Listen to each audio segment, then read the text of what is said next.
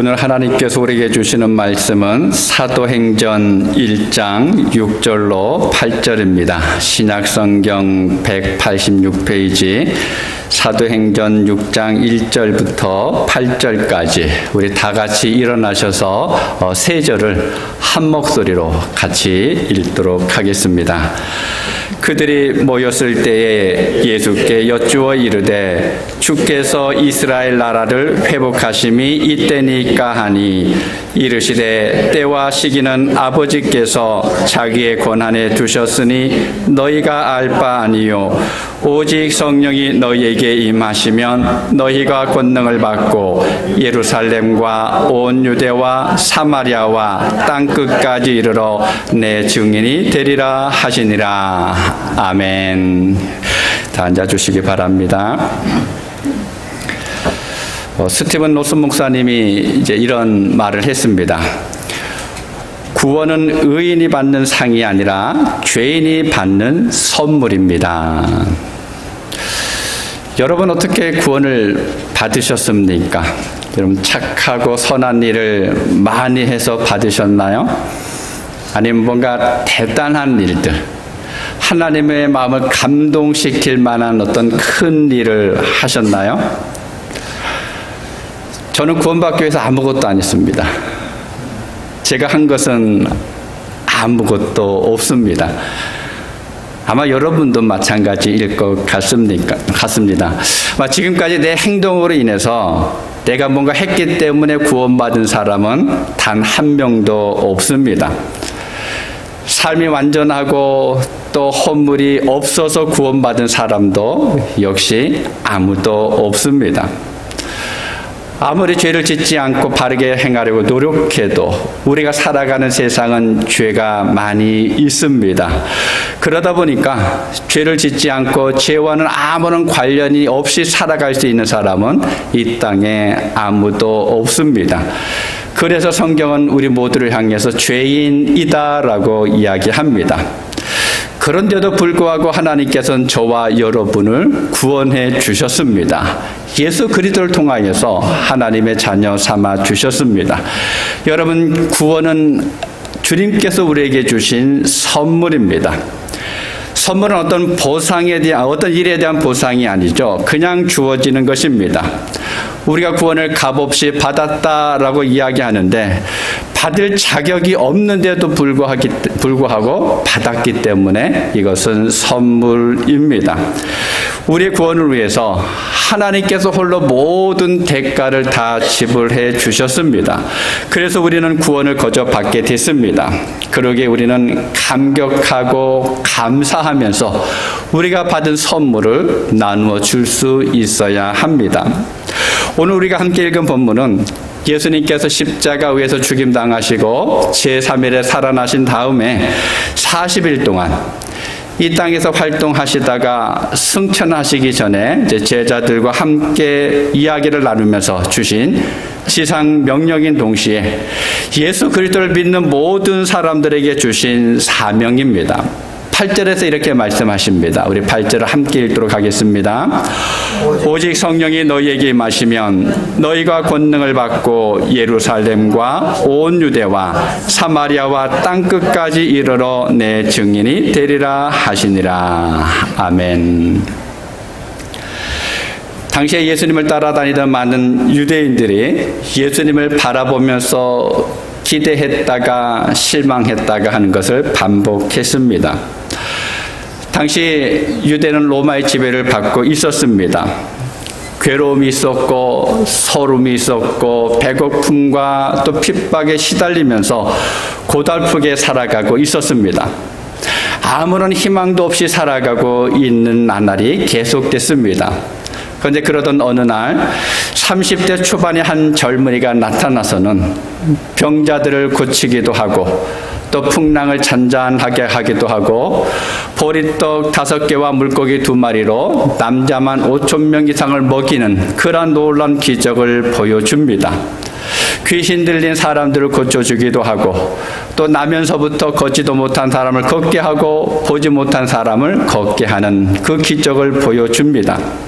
근데 그것도 모자라서 죽은 사람도 살리는 그러한 놀라운 능력을 일으켜 줍니다. 이러한 것을 보면서 이스라엘 백성들이 열광하기 시작합니다. 야, 이제 살 길이 열렸구나. 이제는 하나님의 정의가 이루어지겠구나 하면서 동요하기 시작합니다. 많은 사람들이 예수님 주변으로 몰려듭니다. 예수님이 말씀하시는 것을 듣기도 하고 또 예수님을 따라다니는데 나중에는 그 예수님을 임금 삼으려고 합니다. 그 예수님께서 예루살렘 성에 들어가실 때 유대인들은 예수님이 임금이 되기 위해서 성으로 들어가시는 줄 알고 사람들이 몰려들어서 종려나무 가지를 꺾어서 그 길 앞에 깔기도 하고 또 그 가지를 흔들기도 하면서 또 어떤 사람은 옷을 벗어서 그 앞에 깔아놓고는 호산나 다윗의 자손이여 라고 외치면서 마치 개선 장군을 맞이하듯이 예수님을 환영합니다. 그런데 그 예수님이 얼마 있지 않아서 사람들에게 붙잡히더니 재판을 받는 둥 마는 둥 하고는 하루도 못 돼서 십자가에 못 박혀 죽는 신세가 되었습니다. 그러자 그토록 열광했었던 많은 이들이 범죄자로 십자가에 처형받은 예수님 가까이 있었던 것이 무서워지기 시작했습니다. 혹여나 사람들이 내가 예수님을 찬양한 것을 알면 어떻게 하지? 내가 예수님을 따라다닌 것을 사람들이 알면 어떻게 하지? 내가 예수님 말씀 들으면서 지금까지 늘 예수님을 자랑하면서 살았었는데 그러면 어떻게 하지? 하면서 혹여나 그러한 것이 드러날까 덜컥 겁이 났습니다. 죽는 자리까지 함께 하겠다라고 외쳤던 베드로는 예수님을 3번 모른다고 부인하기까지 했습니다. 그런데 여러분, 조금 더 시간이 흘러가니까 사람들에게 더 황당한 소식이 들려지기 시작을 합니다. 그게 뭔지 아세요? 예수님께서 십자가에 처형당해서 이제 장사까지 지냈는데 그 예수님이 살아났다는 소문이 들리기 시작합니다. 부활했다라는 겁니다. 여러분 얼마나 놀라고 무서웠을까요? 한편으로는 두려워했을 것이고 또 다른 한편으로는 신이 났을 것입니다. 정치적인 메시아를 기다렸던 그 예수님의 제자들이 그 예수님께서 비참하게 끝난 줄 알고 있었는데 다시 살아났다라고 하는 소식을 듣고는 예수님 앞에 다시 모입니다. 그 제자들이 다시금 기대를 갖고 묻습니다. 그래서 오늘 본문 6절을 보면 그들의 궁금한 것을 이렇게 이야기합니다. 그들이 모였을 때 예수께 여쭈어 이르되 주께서 이스라엘 나라를 회복하심이 이때니까 하니. 몇백 년 동안 다른 나라에 의해서 지배를 받고 있던 이스라엘 사람들은 언제 나라가 회복될까? 언제쯤이면 이스라엘이 온전히 세워질까라고 하는 갈망이 있었습니다. 아무런 희망이 없을 때 메시아가 오시기만 하면 구세주가 오면 모든 아픔이 끝날 것이라는 기대 속에 살았습니다. 그래서 나라를 잃어버렸기 때문에 나라를 찾는 소망이 있었습니다. 가난했기 때문에 부자가 되기를 소망했습니다. 늘 눌려 살았기 때문에 자유해지기를 소망했습니다. 모든 가족들이 뿔뿔이 흩어졌기 때문에 함께 모여 살기를 소망했습니다. 간절하게 소망했습니다. 아무것도 없던 그들에게 이러한 것은 어찌 보면 자연스러운 소망입니다. 그래서 부활하신 주님께 언제 이스라엘 나라가 회복되겠습니까? 언제 이스라엘이라고 하는 그 민족이 제대로 그 자리를 잡아가겠습니까? 라고 묻습니다. 그런데 예수님께서 제자들의 물음에 뭐라고 대답하십니까? 오늘 본문 7절 함께 읽도록 하겠습니다. 이르시되 때와 시기는 아버지께서 자기의 권한에 주셨으니 너희가 알 바 아니요. 너희가 알 바 아니요. 예수님께서 하신 말씀은 이겁니다. 얘들아, 그건 몰라도 돼. 그런 건 알 필요 없어. 그런 것에 관심 갖지 마. 이런 말씀입니다. 그러면 어떻게 해야 됩니까? 여러분 어떻게 해야 되겠습니까? 관심을 갖지 말아야 되죠. 자꾸 알려면 안 됩니다. 그냥 주님이 말씀하셨으니까 뭐 알아서 하시겠지 라고 하면서 그냥 가야 됩니다. 그런데 참 사람들은 이상합니다. 그럴수록 더 호기심을 가지는 것 같습니다. 더 흥미를 느끼는 것 같습니다. 예수님께서 직접 말씀하셨으니까, 알 필요 없다고 말씀하셨으니까 라고 하면서 물러서야 되는데, 전적으로 아버지의 의지에 달려있다라고 말씀하셨으니까 알아서 하시겠지라고 있어야 되는데, 그런데도 불구하고 사람들은 자꾸만 알려고 합니다. 알려고만 하다가 보니까 어떻게 됩니까? 나중에 야, 나는 알았어, 하나님께서 내게 알게 해주셨어 라고 하면서 주장하는 사람들이 생겨났습니다. 그러다가 큰 문제들이 일어났죠. 한 시대를 소란스럽게 만들었던 사람들도 있었습니다. 제자들은 정치적인 문제 해결을 알고 싶어 했습니다. 그런데 예수님은 그들에게 전혀 상관이 없는 대답을 하십니다. 주님께서 뭐라고 하셨습니까? 너희에게 성령이 임하게 될 것이다. 이제 내가 너희를 떠나게 되면 너희에게 약속된 성령께서 임하게 될 것이다 라고 말씀하십니다. 여러분, 우리가 세상을 살아가면서 다 알아야 합니까? 모든 것을 다 알면 좋을 것 같습니까? 아닙니다. 사실 그럴 필요 없습니다. 여러분 한번 생각해 보시기 바랍니다. 내가 언제 어떤 일을 당할지를 다 알면 정말 좋을까요? 내일 무슨 일이 일어날지를 뻔히 알면 여러분 좋을 것 같습니까? 아닌 것 같습니까? 물론 좋을 수도 있습니다. 좋은 일이 일어날 것 같으면 신이 나겠죠. 그런데 그렇지 않은 일이 일어날 거라 그러면 여러분 어떻겠습니까? 시간이 가까워질수록 우리의 두려움은 점점 더 커질 수밖에 없습니다. 예수님이 제자들에게 너희 알 바가 아니다 라고 말씀하신 다음에 오늘 본문 8절을 말씀하셨습니다. 8절 다시 함께 읽겠습니다. 오직 성령이 너희에게 임하시면 너희가 권능을 받고 예루살렘과 온 유대와 사마리아와 땅끝까지 이르러 내 증인이 되리라 하시니라. 아멘. 성령이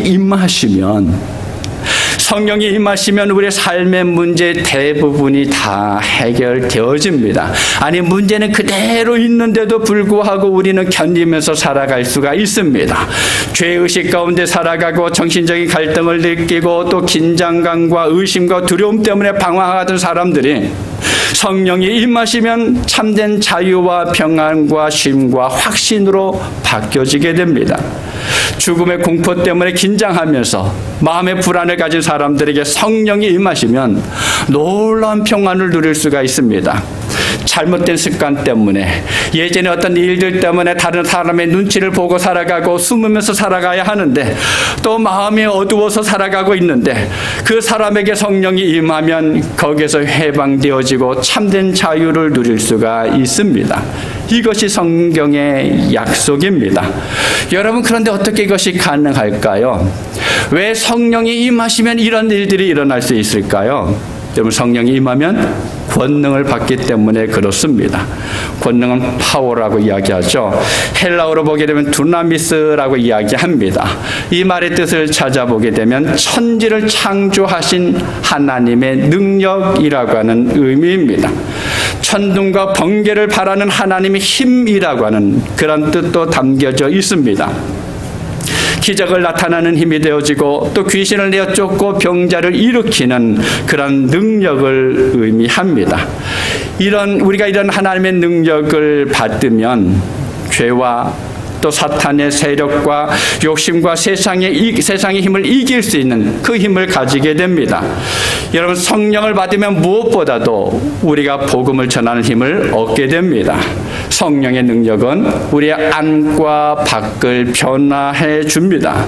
그런데 여러분, 정말 감사한 것은요, 이런 성령의 임하심이 예수님 앞에 있는 그 제자들에게만 약속한 것이 아니라는 것입니다. 예수 그리스도를 믿는 모든 사람들에게 주신 약속입니다. 저나 여러분에게도 이 약속은 똑같습니다. 사람은 어떤 옷을 입느냐에 따라서 생각이 달라지고 행동이 달라집니다. 이런 평범한 사람이 경찰 옷을 입으면 어떻게 될 것 같습니까? 경찰처럼 행동을 하겠죠. 군복을 입으면 군인처럼 행동을 합니다. 여러분, 운동복을 입었을 때하고 양복을 입었을 때의 행동과 걸음걸이가 달라지십니다.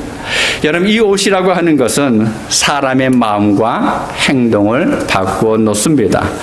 그렇다면 여러분, 우리가 성령으로 덧입혀진다 그러면, 다른 말로 성령의 옷을 입으면 그렇지 않은 사람과의 삶의 태도와 의식 구조가 달라져야 합니다.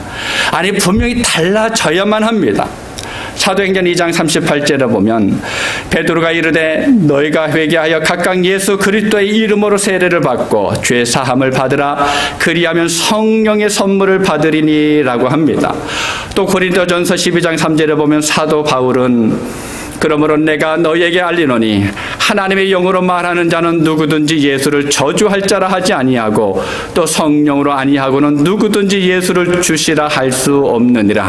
로마서 8장 9절에서는 만일 너희 속에 하나님의 영이 거하시면 너희가 육신에 있지 아니하고 영에 있나니 누구든지 그리스도의 영이 없으면 그리스도의 사람이 아니니라 라고 했습니다. 여러분 한번 답해 보시기 바랍니다. 예수님이 여러분의 주인 되십니까? 예수님이 여러분의 구원자이십니까? 아멘입니다. 지금 이 순간 현재 이 자리에서 내가 예수를 그리스도로 나의 구주로 분명하고 진실하게 고백할 수가 있다 그러면 그것은 내 안에 약속하신 성령께서 계시다라고 하는 증거입니다. 성령께서 내 모든 것을 붙들고 계시다라는 것입니다. 그런데 그 성령께서 하시는 일이 있습니다. 네 안에 가만히 계시는 것이 아니라 이 성령은 늘 움직이십니다. 그 중에 하나가 요한복음 14장 26절입니다. 보혜사 곧 아버지께서 내 이름으로 보내실 성령 그가 너희에게 모든 것을 가르치고 내가 너희에게 말한 모든 것을 생각나게 하시리라. 우리는 설교를 들어도 쉽게 잊어버립니다. 그렇죠? 시간이 얼마 지나지 않았는데도 잊어버릴 때가 있습니다. 잘 기억이 나지 않습니다. 여러분, 지난주에서는 들은 설교 다 기억하시는 분 계시나요? 손 들어 보시겠습니까? 한 일주일쯤 지나면 거의 대부분 한 70% 이상은 잊어버립니다. 어떤 때는 제목조차도 생각나지 않을 때가 있습니다. 이제 한두 주 정도 지나면 뭔 얘기를 했었더라 라고 까마득히 잊어버립니다. 아무리 떠올리려고 해도 생각나지 않습니다. 그래서 우리 생각에는 그 설교 다 잊어버렸다라고 생각할 때가 있습니다. 그런데 여러분, 신기한 게 뭔지 아세요? 한 1년, 2년 지났는데 필요한 순간에 갑자기 그때 설교가 떠오를 때가 있습니다. 지금까지는 아무런 생각이 나지 않았었는데 불현듯 내 안에서 그 기억이 올라올 때가 있습니다. 왜일까요? 왜 그 생각이 납니까? 생각나게 하시는 분이 계시기 때문에 그렇습니다. 누구입니까? 성령입니다.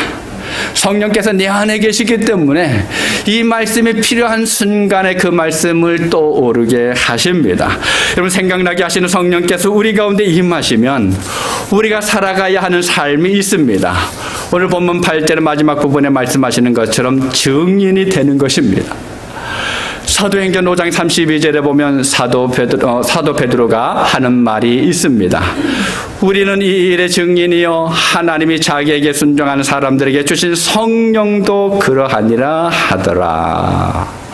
하나님께서 죽은 예수를 살리셨는데 자신들이 증인이라는 것입니다. 죽었다 살아난 예수님의 증인이 나다, 우리다라고 이야기합니다. 그뿐만 아니라 성령도 역시 그 증인이라고 선언하고 있습니다. 증인이라고 하는 말은 법적인 용어입니다. 재판장에 나가서 자신이 생각하는 것을 말하는 것이 아닙니다. 내 생각에는 이라고 하는 사람은 증인이 아닙니다. 증인은 누구입니까? 내가 직접 보고 들은 것을 말하는 사람입니다. 헬라어로 이것을 마르투스라고 하는 단어를 쓰게 됩니다. 죽음으로 증거를 말하는 사람이라고 하는 뜻입니다. 즉 자기가 보고 들은 것을 목숨을 걸고 증언하는 사람이 증인입니다. 그래서 증인은 아무나 할 수 있는 것이 아닙니다. 직접 경험한 사람이어야 합니다. 내가 직접 보아야 합니다. 직접 들어야 합니다. 직접 경험해야 합니다. 그래서 참 증인입니다. 만약에 거짓으로 증인하면 예전에는 그 자리에서 죽임을 당했다라고 이야기합니다. 그래서 부활의 증인으로 산다고 하는 것은 생명을 건 삶을 의미합니다. 여러분 초대교회 성도들은요, 부활의 증인이 되기 위해서 목숨을 걸고 예수님을 믿었습니다. 예수님을 믿다가 붙잡혀서 죽었습니다. 예수님을 믿다가 붙잡혀서 짐승의 밥이 되었습니다. 그럼에도 불구하고 그들은 부활을 보았고 부활을 경험했고 확신했고 믿었습니다. 그래서 부활에 증언하는 증인으로서의 삶을 분명하게 살아갈 수가 있었습니다. 우리가 부활하신 그리스도의 증인이 되는 데는 크게 두 가지 방법이 있습니다. 첫 번째는요, 우리의 삶이, 우리의 생활이 부활을 믿고 영생을 믿는 사람다워야 합니다. 사도행전 5장 12, 13절 우리 함께 읽겠습니다. 사도들의 손을 통하여 민간의 표적과 기사가 많이 일어나매 믿는 사람이 다 마음을 같이하여 솔로몬 행각에 모이고 그 나머지는 감히 그들과 상종하는 사람이 없으나 백성이 칭송하더라. 자세히 보면 참 재미있습니다. 예수님을 믿는 사람들이 함께 모여 있습니다. 그랬더니 다른 사람들이 감히 예수 믿는 사람들과 상종할 생각을 하지 못합니다. 멀리 떨어져서 기웃기웃하긴 하는데 함부로 다가가지는 못하고 있다라는 것입니다. 여러분, 상종이라고 하는 말은 서로 따르고 의좋게 지낸다라는 의미입니다. 가까이 지내는 것입니다. 예수님을 안 믿는 사람들이 예수님을 믿는 사람들과 함부로 상종하지 못했습니다. 여러분, 이 상종이라는 말이 영어에서는 join이라고 하는 단어로 쓰였죠. 믿는 사람들이 모여 있는데 예수 믿지 않는 사람들이 함부로 조인하지 못하고 있습니다. 근처에 오지를 못합니다. 그러면서도 그들은 예수 믿는 사람들을 어떻게 했습니까? 칭찬했다라는 거예요. 대단한 사람으로 여겼습니다. 야, 저 사람 좀 뭔가 별나기는 한데 좀 뭔가 다른 것 같은데, 야, 대단한 사람들이야. 사람이 살려면 좀 저런 정도는 살아야 되지 않겠어? 라고 하면서 칭찬해 줬다라는 것입니다. 여러분은 예수 믿기 때문에 믿지 않은 가족들에게 상종 못할 사람이라고 하는 평가를 받아본 적이 있습니까? 여러분이 예수 믿기 때문에 믿지 않는 친구들에게 야, 저희는 상종 못할 인간이야 라고 하는 평가를 들어본 적이 있습니까? 우리는 사람들과 잘 어울려야 합니다. 그래야 전도할 수 있습니다. 그러나 절대로 넘지 말아야 할 선이 있다라는 거예요. 이 선은 어떠한 경우에도 지켜야 합니다. 말에서도 품위가 있어야 하고 표정에도 따뜻함이 나타나야 합니다. 걸음걸이에도 위품이 드러날 수 있어야 합니다. 그런데 이 시대에 너무나 많은 예수 믿는 사람들이 세상 사람들과 너무 쉽게 아무 곳에서나 상종하고 있습니다. 그것 때문에 오히려 복음 전파가 방해받고 있다라는 것입니다. 한번 생각해 보시기 바랍니다. 극단적으로 집사, 권사, 장로가 돼서 주일날 예배드리는 시간에 이런저런 핑계를 대면서 다른 곳에 가서 다른 사람들과, 믿지 않는 사람들과 어울린다면 어떻게 되겠습니까? 이건 예수 믿는 사람들의 삶의 자세를 망가뜨리는 것입니다. 여러분, 예수 믿는 사람이면 예배 시간이 어디 있어야 되는지 믿지 않는 사람들도 다 알고 있습니다. 보통 사람들도 그것을 다 알고 있습니다. 여러분, 그렇다면 우리는 그것을 지킴으로 인해서 보통 사람들이, 야, 저 사람은 이 시간은 예배 드리는 것밖에 몰라 라면서 예수 믿는 사람으로 칭찬받는 삶을 살아갈 수 있어야 합니다. 여러분, 예배 자리를 지키는 것만으로도 이 땅의 사람들은 우리는 함부로 상종하지 못합니다. 여러분, 그레이스 성경교회 성도들은요, 운전할 때 다른 사람들이 우리 그레이스 성경교회 성도들로 인하여서 상처받지 않도록 해야 합니다. 자동차를 주차할 때도 마찬가지입니다. 다른 사람들이 피해받지 않는 곳에 주차를 해야 합니다. 차를 세워도 차선 안에 잘 세워야 합니다. 여러분, 2대, 3대 세울 수 있는 곳에 삐딱하게 세워놓고 그 차에다가 십자가를 딱 붙여놓으면 어떤 일이 일어나게 할 것 같습니까? 사람들이 지나가면서 뭐라고 이야기할 것 같습니까? 교회 다니는 것들이, 예수 믿는다고 하는 것들이 여러분 별것 아닌 것인데 그것이 복음 전파에 방해가 됩니다. 우리가 신앙생활하면서 이런저런 부분에 정말 예수를 믿는 사람의 모습을 드러내야 합니다. 예수 믿지 않는 사람들이 초대교회 성도를 보면서 감히 그들과 상종할 수 없다라고 이야기했지만 칭찬했습니다.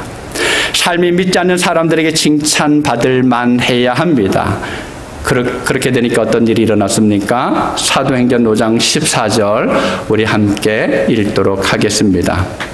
믿고 주께로 나오는 자가 더 많으니 남녀의 큰 무리더라. 이것이 바로 그리스도의 증인된 모습입니다. 두 번째로는요, 입으로 전하는 것입니다. 이것에 대해서는 이미 지난 주일에 자세히 이야기했습니다. 예수님의 부활과 영생을 입으로 전하는 것입니다. 복음을 전하는 삶이 있어야 합니다. 내가 믿는 것을 증언할 수 없다면 그것은 증인이 아닙니다. 단순히 보았기 때문에, 경험했기 때문에 증인이 되는 것이 아닙니다. 그래서 증언할 때 그때 비로소 증인이라고 하는 말을 듣게 됩니다. 디모데후서 4장 2절에 보면 너는 말씀을 전파하라. 때를 얻든지 못 얻든지 항상 힘쓰라. 범사에 오래 참음과 가르침으로 경책하며 경계하며 권하라 라고 했습니다. 그런데 우리는 점점 더 입을 다문 크리스천이 되어가고 있습니다. 지난 주일에 말씀을 드렸던 것처럼 자폐증에 걸린 것처럼 내가 받은 사랑이 분명히 있는데, 내가 받은 은혜가 있고 내가 경험한 하나님이 있는데 그것을 잘 표현해내지 못하면서 살아가고 있습니다. 아니, 아무것도 없는 것처럼 그렇게 살아갈 때가 있습니다. 어떤 분이 이런 간증을 했습니다. 아주 작은 시골, 중학생 여자아이가 전도지 한 뭉치를 들고는 한숨을 쉬면서 있습니다. 전교인이 전도 시간을 가졌기 때문에 어쩔 수 없이 전도지를 들고 나오기는 했는데 너무 수줍고 부끄러워서 아무에게도 전도지를 나눠주지 못하면서 그냥 기도만 하면서 버스 정거장 앞에 서성거리고 있었습니다. 40분의 시간이 흘러갔습니다. 이제는 교회로 돌아가야 할 때입니다. 그런데 마침 저쪽에서 키 큰 남학생이 성큼성큼 다가오는 겁니다. 이 소녀가 생각합니다. 야, 그래, 적어도 한 명에게는 전도를 해야 되지 않겠냐 라고 생각을 하고는 이제 크게 용기를 쥐어짜서 떨리는 손으로 전도지를 한 잔 들고 이 남학생에게 고개를 푹 숙이고 줍니다. 저기 여기 저 전도지를 내미는데 남학생이 그 여학생을 보면서 묻습니다. 예? 이게 뭔가요? 근데 이 여학생의 얼굴이 정말 빨갛게 돼서 하다가는 당황한 나머지 뒤로 돌아서 냈다 도망갔습니다. 교회로 돌아와서 다른 사람들이 전도하는 이야기를 듣고는 너무나 부끄러웠습니다. 내가 믿는 예수님을 제대로 전하지도 못하는데 라고 하면서 자책하고, 그리고 그날 집에 돌아와서 이 소녀가 결심을 했습니다. 오늘 밤부터 잠들기 전에 내가 그 학생을 위해서 꼭 기도해야 되겠다. 짤막하게라도. 그러면서 매일 밤마다 이렇게 기도했다 그럽니다. 좋으신 하나님, 그분을 꼭 만나주세요. 좋으신 하나님, 그 학생을 꼭 만나주세요. 이제 세월이 흘렀습니다. 이 여학생은 나중에 목사님의 사모님이 됐습니다. 어느 날 인터넷을 쭉 검색하다가 우연히 어떤 교회 홈페이지에 들어갔다 그럽니다. 그래서 목사님이 어떤 분인가 한번 살펴보려고 딱 눌렀는데, 보통은 목사님이 양력을 쭉 기록을 하죠.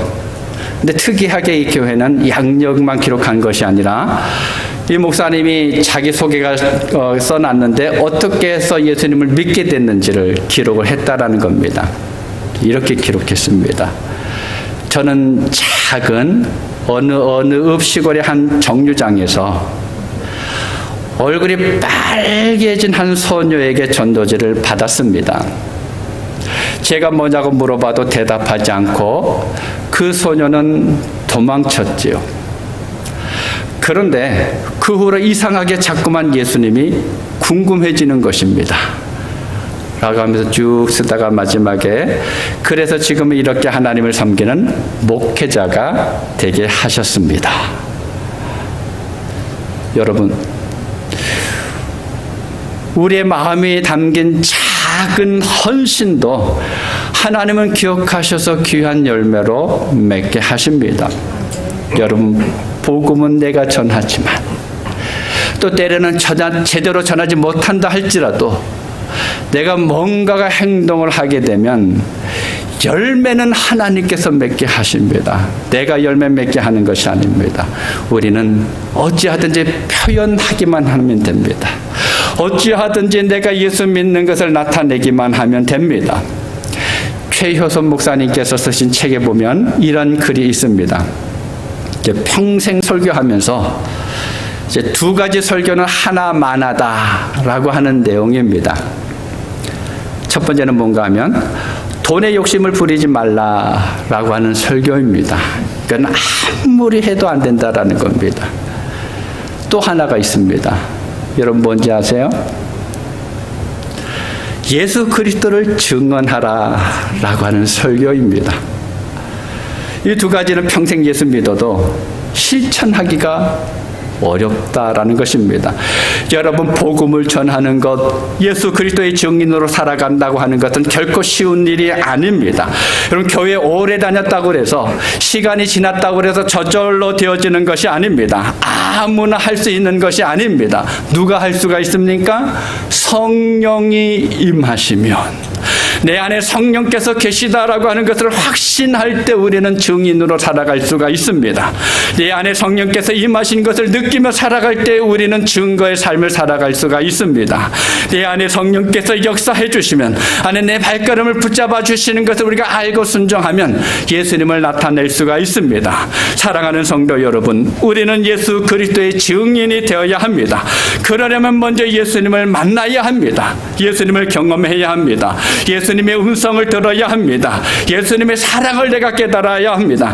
하나님의 행하시는 구원의 역사를 우리가 눈으로 볼 수 있어야 합니다. 사랑하는 그레이스 성경교회 성도 여러분, 이 땅을 살아가면서 하나님을 만나실 수 있기를 바랍니다. 지금 이 순간에도 우리는 하나님을 만날 수가 있습니다. 이 하나님은 멀리 계시는 것이 아니라 늘 우리 곁에 계십니다. 우리의 손을 붙들고 계십니다. 그 하나님을 만나시기를 바랍니다. 주님의 음성을 들으실 수 있기를 바랍니다.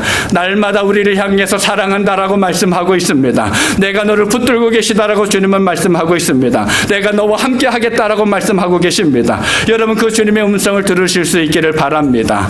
하나님의 놀라운 사랑과 은혜를 경험하실 수 있기를 바랍니다. 어느 특정한 때만 있는 것이 아닙니다. 우리는 매일 날마다 매 시간 속에 그것을 깨달아 알 수가 있습니다. 경험할 수가 있습니다.